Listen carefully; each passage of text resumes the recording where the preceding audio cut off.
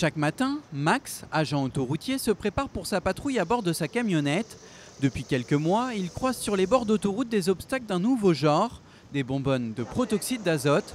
À chaque ramassage, le danger est bien réel. Sur la voie ou sur la bande d'arrêt d'urgence, Max n'est jamais à l'abri, surtout quand les automobilistes ne respectent pas le corridor de sécurité. Sa mission, éviter que ces objets finissent sous les roues des conducteurs.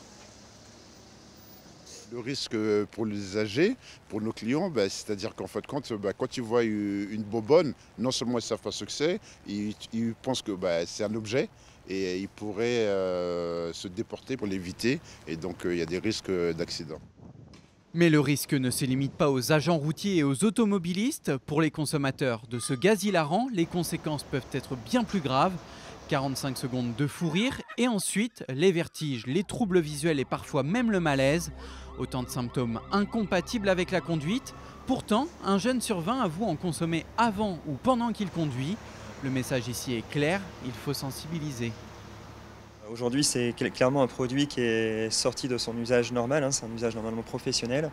Et l'idée, c'est d'expliquer que ce n'est pas du tout anodin. Il y a des risques déjà à court terme. Sur une seule consommation, on peut même aussi être victime de lésions importantes. Il y a beaucoup de jeunes qui sont à l'hôpital pour avoir consommé une seule fois ce protoxyde d'azote.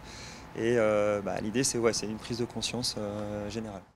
En 2024, sur le réseau Vinci Autoroute, 1,5 tonne de bonbonnes vides a été ramassée. Un chiffre qui devrait, cette année encore, grimper en flèche.